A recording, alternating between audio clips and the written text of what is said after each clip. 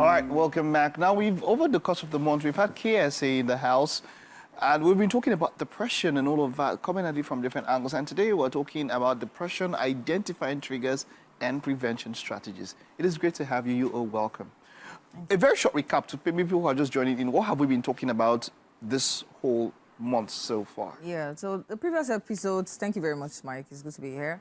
The previous episodes, we had talked about mental health and addressing the stigma that surrounds mental health. Basically, just hinting on the fact that no one should feel stigmatized for raising an alarm about having a mental health illness or going through a depression, phase. Phase, as it were. Yes. Now, but that's the thing. Now, that's one word that I think that many people have misused or so.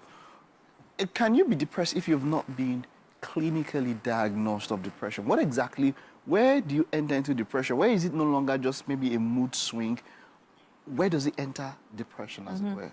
Fantastic question. So there are different types and forms of depression.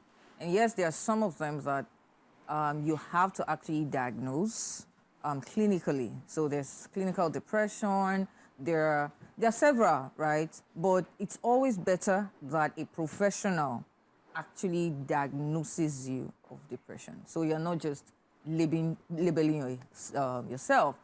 So many times people don't know how to differentiate between when they're having a bad day and when they're having a bad life. So the fact that you're having a bad day does not mean that you're having a bad life, right? There are several types of emotions. I mean, I have 3 kids and I teach them on this. You need to be able to be clear and specific when you are actually just being embarrassed or you are upset or you are unhappy. But many times people just group everything together. I'm sad. And then as you grow older, then you say, oh, I'm depressed. But maybe you were just embarrassed in that situation.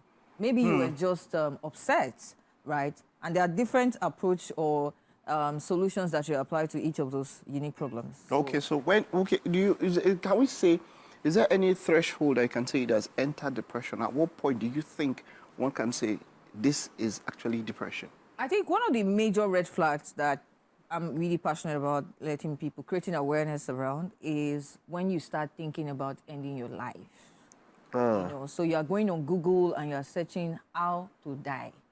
Literally, when you go on Google and you go how to die, it will give you options, because people are actually searching these things, right? So I remember this show, 1,000 Ways to Die. I wonder why they put up that show on air for a very long time. We used to watch it. I remember that. Like giving you ideas. Yes, or you just think about, you feel like you're losing grip of yourself. You're not the one living your life. It's like you're a spectator in your own life. And you're just going about the day, and in circles and all of that. But one of the major red triggers really is that you're thinking about dying, or you don't find excitement in things that usually used to excite you before, and you have seen that it's a consistent pattern. Then you might need to start thinking of speaking to a therapist. Nice, wonderful. But then we mentioned here prevention strategies. Is there any way this kind of situation can be prevented if you see it coming? If it starts with that mood swing and all of that, before it gets into full-blown depression, are there any ways we can, prevent it from getting to that point? Yes, I mean, first of all, is for us to educate ourselves. And I'm not talking about the kind of education that you grab on Instagram because you're spending 30 minutes, 1 hour surfing the internet. You actually educate yourself. And, I mean, sort of like this awareness as well. So just identifying what is depression, what are the triggers, so that you're not going on this path, right? Prevention strategies, surround yourself with support system. But first of all, it is important that people are finding validation first from themselves as against looking out for it. There's something I talk about a lot, which is called a principle called locus of control.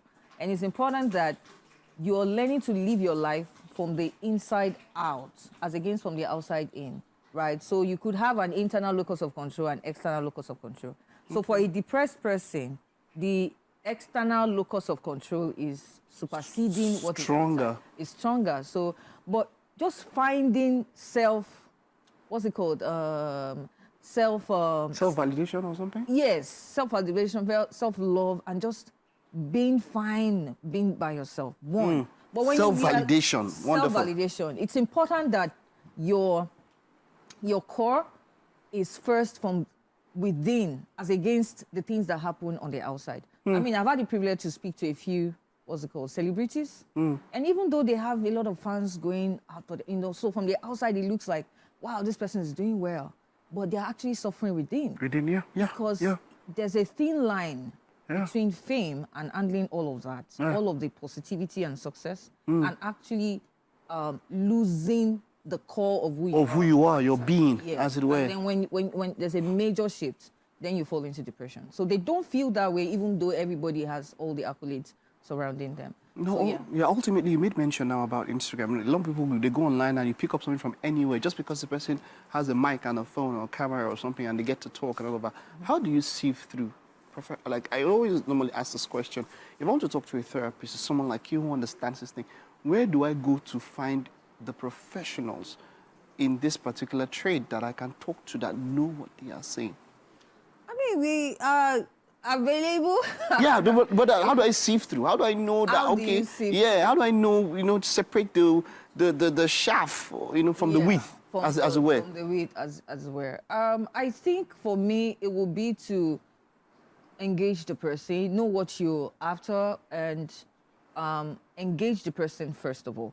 For me, I've encountered people that have been to paid therapists, maybe 1-2 sessions, right? Yeah. It's a girl that had attempted suicide, not that she's thinking of it, maybe close to 7 times. Wow. And then when she reached out, of course, I was talking to her, she said, see, I've been to paid therapists. I don't really believe in this thing, but I just said, let me try it out. But eventually, today, we are like major bodies, right? Our birthday is this week, and I'm like, okay, I'll take you out. Oh, right? wonderful. So there's a connection you have to feel with the person. It doesn't matter how many certificates they have. So I can't tell you, okay, go to this organization or all of that. I think the key is that you're connected, you feel connected to your therapist. To your therapist, so if you find that's the best way to proceed with it. So for me, I'll do like an initial 30 minutes of just a so maybe a consultation or something. Yes. So you consult first before you maybe you want to. And it's not everyone that I can speak with as well. It's true. not everyone I can feel connected to. True. So I can't end that relationship at that time. Oh, I'm not the best person to. So the certification is not even about the certifications, it's about not about the certifications. Trust me. I was already counseling people before I even got certified. I was already having major success stories before I got certified. Because I have somebody who has spoken to me. I told her, oh, go for a therapist. She was like, this exact same word. She said, I've tried 2 or 3 men. That thing, rubbish, doesn't work. Yes. Once there's no connection, there's little you can give. And this person I know has, like you said, has attempted to say like 1 or 2. You see that? Yeah. But I was saying this to Titi last week that so far I've encountered several suicidal victims, and none of them have eventually committed suicide. I don't know how it happens, but I thank God. All right, but I've met people at their lowest, their barest minimum. But when they see that connection, like this lady I told you, the day we spoke till 3 a.m. She asked me a final question. Are you sure I'm going to be fine after this?